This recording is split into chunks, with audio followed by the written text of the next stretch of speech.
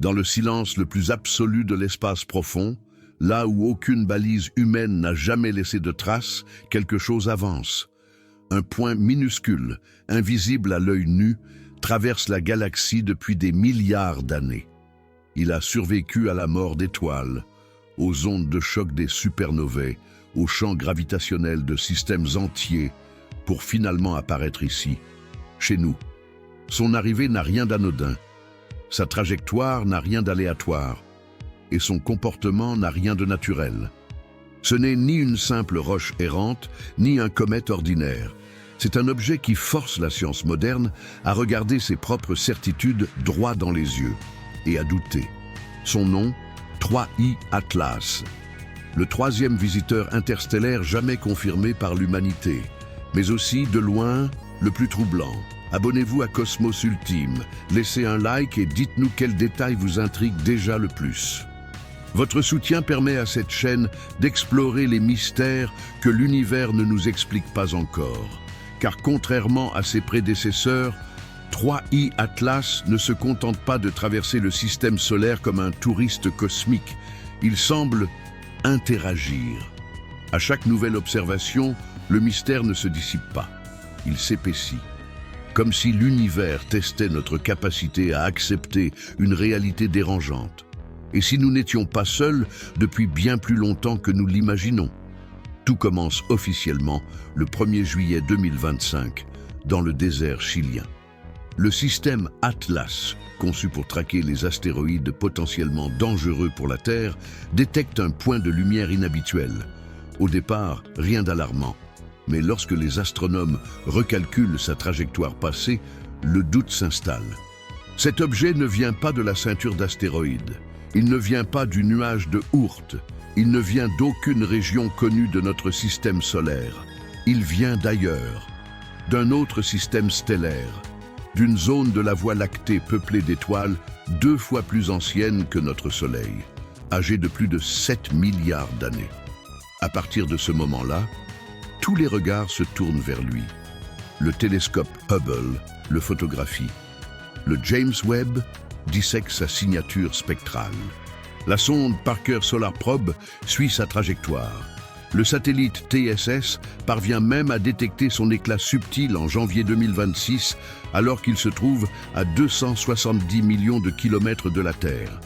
Jamais un objet interstellaire n'avait été observé avec une telle intensité par autant d'instruments, sur une période aussi longue. Et pourtant, malgré cette surveillance constante, chaque réponse apporte 2 nouvelles questions, car très vite, les chiffres cessent de faire sens. Lorsque les premières mesures de vitesse tombent, les scientifiques restent silencieux. 3I Atlas se déplace à plus de 215 000 km/h par rapport au Soleil. Pour donner une idée vertigineuse, dans les années 1970, les sondes Voyager ont mis près de 2 ans pour atteindre Jupiter. 3I Atlas, lui, était près de l'orbite de Jupiter en mai 2025. En octobre, il frôlait déjà Mars. Fin octobre, il atteint son périhélie, son point le plus proche du Soleil, à environ 210 millions de kilomètres, juste à l'intérieur de l'orbite martienne. Puis, sans ralentir, sans se retourner, il continue sa route. Les calculs orbitaux sont formels, sa trajectoire est hyperbolique. Cela signifie une chose essentielle, il n'est pas capturé par la gravité du Soleil, il ne reviendra jamais, une seule traversée, une seule chance de l'observer. Mais plus les données s'accumulent, plus une autre question devient obsédante, quelle est réellement sa taille? Les premières estimations parlent d'un noyau de 20 km, puis 11, puis 5,6. Les analyses les plus récentes, basées sur les observations de Hubble et les variations de luminosité, donnent une fourchette absurde, entre 440 mètres et 5,6 km de diamètre. Une incertitude gigantesque et surtout incohérente. Car si le noyau est petit, pourquoi l'objet est-il aussi brillant? Et s'il est massif, pourquoi ne voit-on pas de queue de poussière proportionnelle? La physique ne s'équilibre pas. Les équations refusent de converger, comme si l'objet masquait volontairement sa véritable nature. Une chose, en revanche, est certaine. Sa masse est colossale. Environ 33 milliards de tonnes. À titre de comparaison, c'est 330 fois plus massif que Oumuamua, le premier visiteur interstellaire détecté en 2017, et près de 1000 fois plus massif que 2I Borisov, découvert en 2019. Un objet aussi massif, traversant l'espace interstellaire pendant des milliards d'années, sans être dévié de manière significative par la gravité d'autres étoiles, statistiquement, c'est presque impossible. Et pourtant, ce n'est que le début. Lorsque les astronomes analysent l'orientation de sa trajectoire, une première anomalie majeure apparaît. 3I Atlas est aligné presque parfaitement avec le plan de l'écliptique, le plan dans lequel orbitent toutes les planètes du système solaire. Son inclinaison est inférieure à 5 degrés. Pour un objet venant d'une direction aléatoire de la galaxie, la probabilité que cela se produise par hasard est inférieure à 1%. Imaginez lancer une flèche depuis une autre étoile et toucher, des millions d'années plus tard, le centre exact d'une pièce de monnaie en mouvement. Voilà le niveau de précision dont nous parlons. Et pourtant, ce silence médiatique est assourdissant, comme si cette coïncidence dérangeait trop pour être soulignée. Mais le plus troublant reste à venir, car 3I Atlas ne se contente pas de traverser le système solaire. Il le frôle, il passe près de Mars, puis de Vénus, puis de Jupiter. 3 rencontres rapprochées, 3 opportunités d'observation majeures, en une seule trajectoire. À ce stade, une question commence à émerger, doucement, presque à voix basse. Et si ce n'était pas qu'un simple hasard cosmique? Lorsque les astronomes ont commencé à reconstruire le parcours de 3I Atlas à rebours dans le temps, une évidence s'est imposée. Cet objet ne traverse pas le système solaire comme un simple débris cosmique emporté par le hasard. Sa trajectoire raconte une histoire, et cette histoire est dérangeante. En analysant les premières détections indirectes, les chercheurs ont découvert que le satellite TSS avait probablement enregistré sa signature lumineuse dès mai 2025, alors qu'il se trouvait bien au-delà de l'orbite de Jupiter. À ce moment-là, il était déjà lancé à une vitesse prodigieuse, plus de 215 000 km/h par rapport au Soleil. Dans l'espace interplanétaire, la vitesse est tout. Elle détermine l'origine, l'énergie et parfois même la nature d'un objet. À cette vitesse, 3I Atlas ne se contente pas de tomber dans le système solaire. Il le traverse comme une flèche. Les ingénieurs de la NASA connaissent bien ce genre de chiffres. Pour envoyer les sondes voyager vers Jupiter dans les années 1970, il a fallu exploiter des assistances gravitationnelles complexes, calculées au millième près. Et malgré cela, le voyage a duré près de 2 ans. 3I Atlas, lui, a parcouru la même distance cosmique en quelques mois, sans moteur connu, sans assistance visible, sans ralentissement mesurable. En octobre 2025, les calculs orbitaux définitifs tombent. Ils sont sans appel, orbite hyperbolique. Cela signifie que l'objet n'est pas lié gravitationnellement au Soleil. Il ne fait pas partie de notre famille cosmique. Il entre, il traverse, il ressort, une seule fois. Mais là où la science commence réellement à vaciller, c'est lorsque les astronomes tentent de comprendre comment un objet aussi massif a pu maintenir une trajectoire aussi stable pendant des milliards d'années dans l'espace interstellaire. Car la masse estimée de 3I Atlas, environ 33 milliards de tonnes, n'est pas anodine. Un corps aussi massif est normalement extrêmement sensible aux perturbations gravitationnelles. Les étoiles qu'il croise, les nuages de gaz, les résidus de systèmes planétaires, tout devrait à long terme dévier sa trajectoire. Et pourtant, sa route est restée remarquablement cohérente. Les simulations numériques montrent que pour qu'un objet naturel conserve une trajectoire aussi précise sur une échelle de temps galactique, il faut une combinaison de conditions initiales presque parfaites. Une précision que les astrophysiciens qualifient, sans exagération, de statistiquement extrême. Puis vient la première anomalie majeure que même les modèles les plus permissifs peinent à absorber: l'alignement orbital. La trajectoire de 3I Atlas est presque confondue avec le plan de l'écliptique. Ce disque invisible dans lequel orbitent Mercure, Vénus, la Terre, Mars, Jupiter, son inclinaison est d'environ 4,9 degrés. Pour un objet issu d'un autre système stellaire, venant d'une direction aléatoire de la Voie lactée, la probabilité d'un tel alignement est inférieure à 1%. Et encore, cette estimation est considérée comme optimiste. Dans les modèles statistiques, les objets interstellaires devraient arriver selon des angles totalement imprévisibles, souvent fortement inclinés, parfois presque perpendiculaires au plan des planètes. 3I Atlas, lui, arrive comme s'il connaissait déjà la géométrie de notre système. Les chercheurs les plus prudents parlent de hasard rare. Mais en science, le hasard devient suspect lorsque les anomalies commencent à s'additionner. Car l'alignement n'est pas la seule coïncidence troublante. Le timing l'est tout autant. Le 3 octobre 2025, 3I Atlas passe à seulement 29 millions de kilomètres de Mars. Un mois plus tard, le 3 novembre, il frôle Vénus à environ 97 millions de kilomètres. Puis, le 16 mars 2026, il s'approche à 53,6 millions de kilomètres de Jupiter. 3 planètes, 3 passages rapprochés, une seule trajectoire. Dans un système solaire aussi vaste, ces rencontres multiples sont extraordinairement improbables pour un objet de passage. Et pourtant, elles offrent exactement ce que tout astrophysicien rêverait d'avoir. Des opportunités d'observation optimales, réparties sur plusieurs mondes aux caractéristiques radicalement différentes. Mars, planète tellurique froide. Vénus, enfer volcanique. Jupiter, géante gazeuse aux lunes potentiellement habitables. Comme si cette trajectoire avait été dessinée pour maximiser l'information collectable. À ce stade, les sceptiques insistent, les coïncidences existent, et ils ont raison. Mais la science ne s'arrête pas aux trajectoires. Elle s'intéresse aussi à la matière. Et c'est là que 3I Atlas commence véritablement à défier notre compréhension de la chimie cosmique. En août 2025, le Very Large Telescope, installé au Chili, réalise une analyse spectroscopique de la coma gazeuse entourant l'objet. Les résultats surprennent immédiatement les équipes.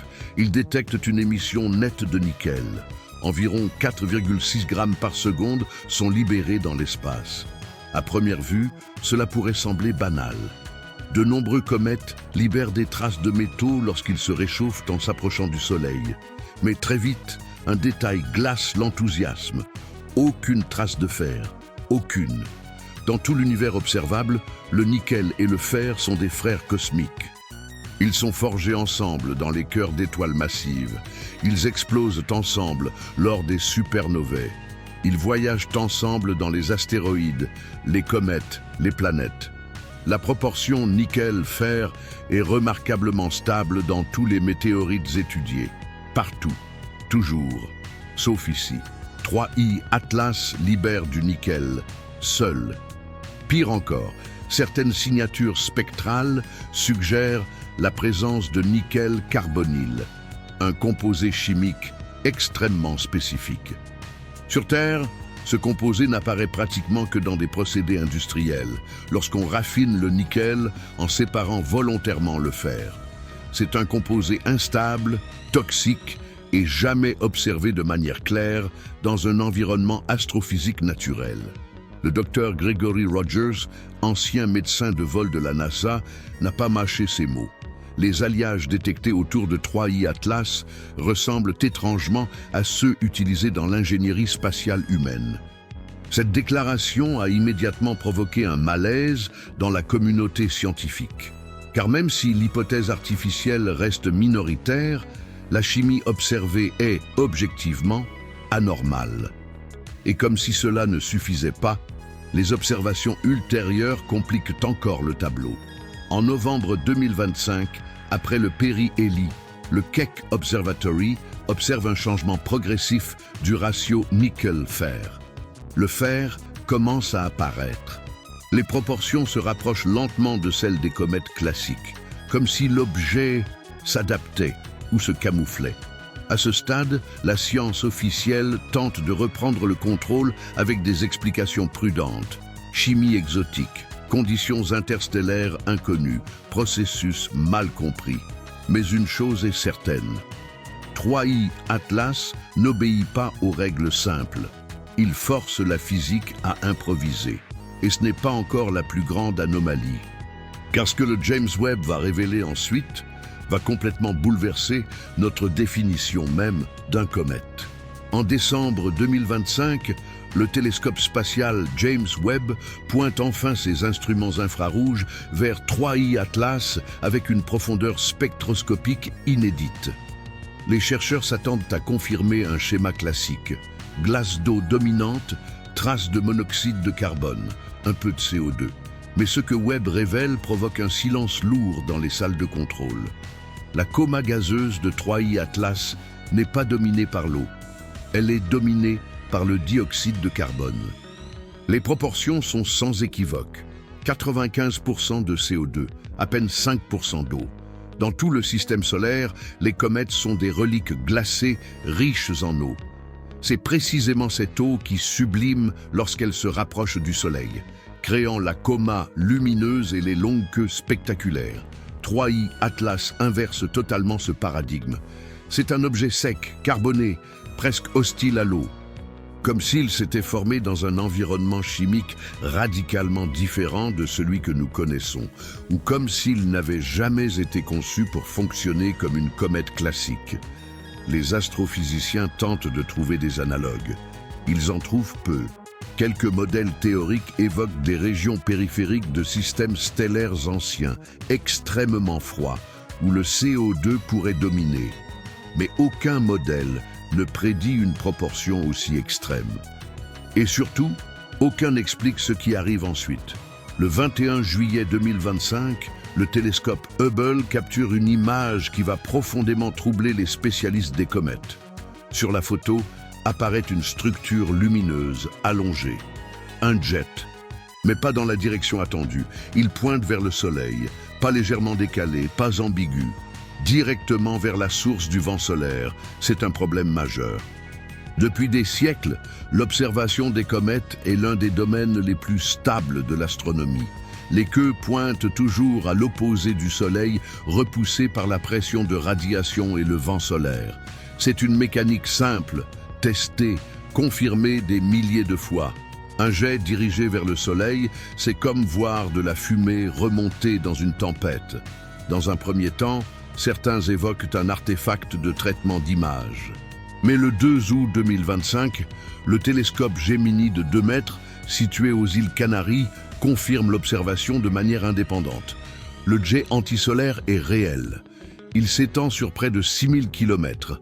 Aucune explication standard ne tient, ni la géométrie de phase, ni des effets de projection, ni des modèles de sublimation anisotropes. Pour produire un jet dirigé vers le Soleil, il faudrait soit un mécanisme inconnu, soit une source d'énergie interne capable de lutter activement contre le vent solaire. Le mot « propulsion » commence alors à apparaître dans certaines discussions privées entre chercheurs. Jamais dans les communiqués officiels, mais il est là, et ce n'est toujours pas la fin. Les équipes analysent ensuite la polarisation de la lumière réfléchie par la coma de 3I Atlas. Résultat, 2,67%. Une polarisation négative extrêmement prononcée. Jamais une telle valeur n'a été mesurée pour une comète connue. La polarisation nous renseigne sur la structure des grains de poussière, leur taille, leur forme, leur composition. Une polarisation aussi négative suggère des particules très irrégulières, peut-être anguleuses, ou constituées de matériaux totalement atypiques, pas simplement exotiques, fondamentalement différents. Comme si la matière elle-même n'obéissait pas aux recettes habituelles de la nature solaire. Puis, en octobre 2025, quelque chose d'encore plus étrange se produit. Sans avertissement, l'activité de 3I Atlas s'arrête. Pendant 12 jours, la libération de gaz chute brutalement, pas progressivement, pas selon une courbe thermique classique. Elle s'interrompt presque net. Dans l'échelle des temps astronomiques, 12 jours, c'est un claquement de doigts. Les comètes naturelles réagissent lentement aux variations de température. Elles mettent des semaines, parfois des mois, à réduire leur activité. 3i. Atlas, lui, semble avoir appuyé sur un interrupteur. Puis, tout aussi brusquement, l'activité reprend.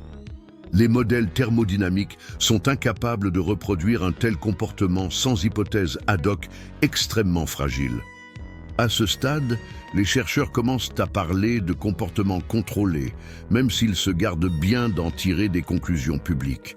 Face à cette accumulation d'anomalies, la communauté scientifique adopte une stratégie classique.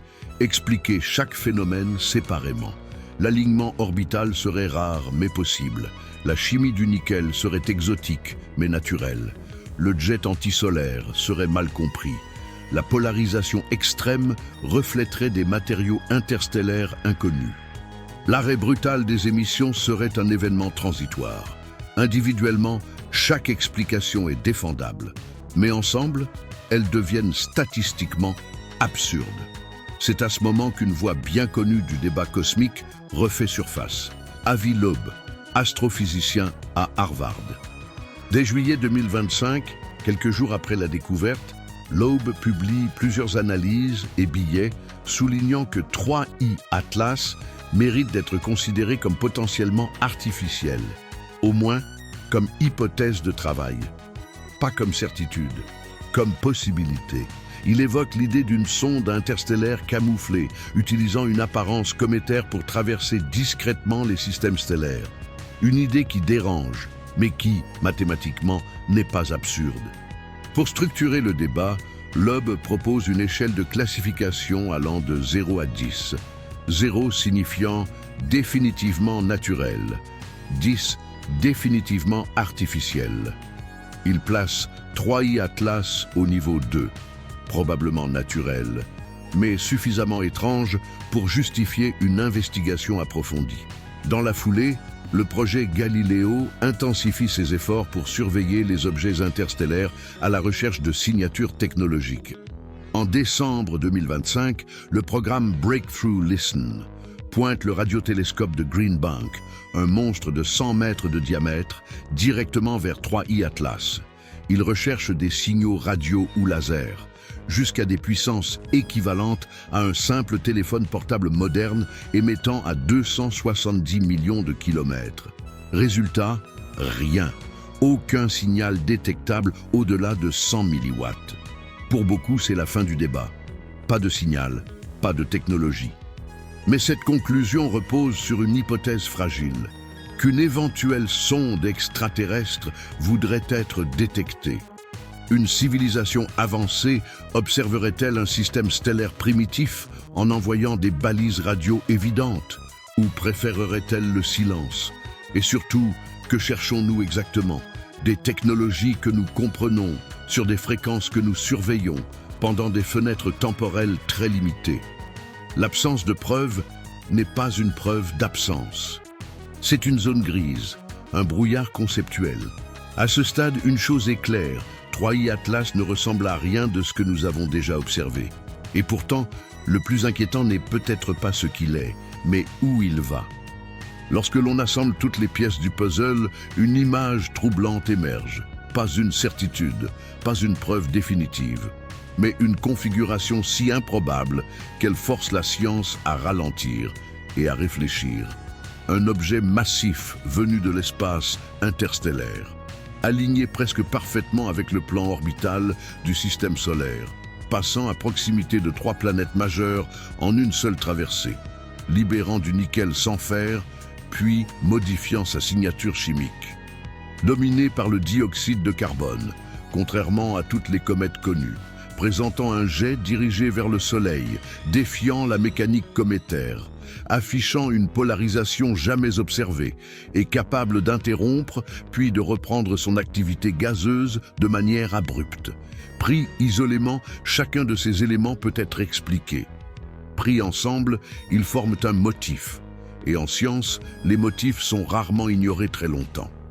La majorité de la communauté scientifique reste prudente, et elle a raison de l'être.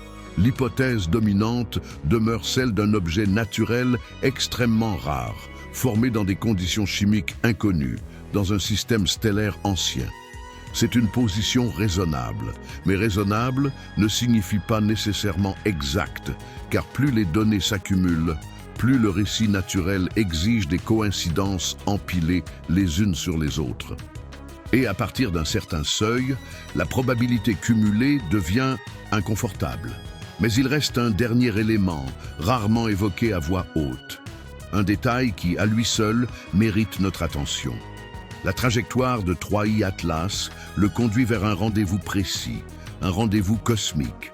Le 16 mars 2026, l'objet passera à environ 53,6 millions de kilomètres de Jupiter. Jupiter, la géante gazeuse, le gardien gravitationnel du système solaire. Mais surtout, la planète entourée des lunes les plus fascinantes que nous connaissions, Europe, avec son océan global caché sous la glace. Ganymède, plus grand que Mercure, doté de son propre champ magnétique. Callisto, monde ancien, stable, riche en eau, des océans liquides, de l'énergie, de la chimie complexe, les endroits les plus prometteurs pour la vie au-delà de la Terre. Et 3I Atlas se dirige droit vers cette région.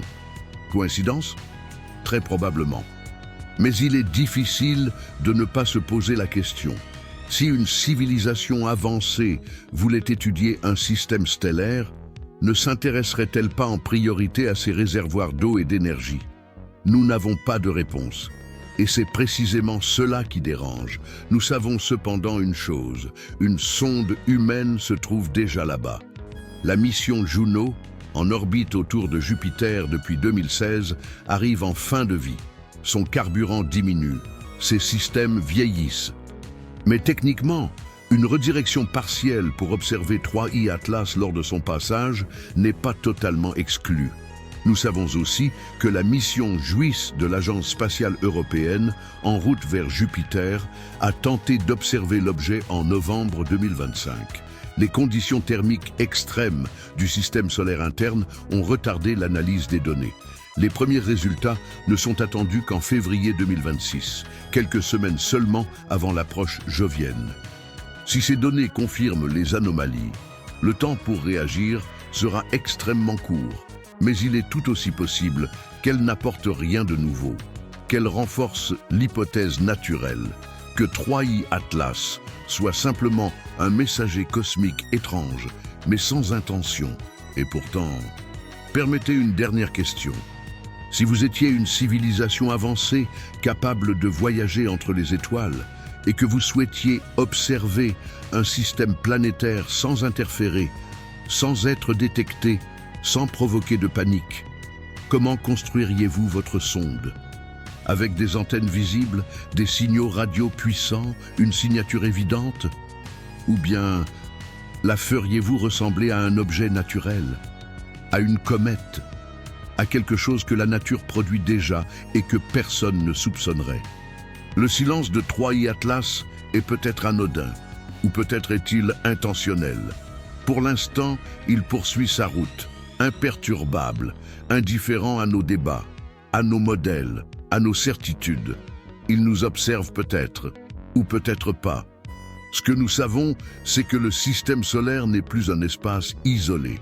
Il est traversé, visité, et parfois interrogé. Et lorsque 3I Atlas disparaîtra à jamais dans le noir interstellaire, une question restera suspendue dans le vide. Avons-nous vraiment compris ce que nous venons de voir? Abonnez-vous à Cosmos Ultime, laissez un like et dites-nous quelle hypothèse vous semble la plus crédible. Le cosmos ne livre jamais ses secrets d'un seul coup, mais ensemble, nous pouvons apprendre à mieux les écouter.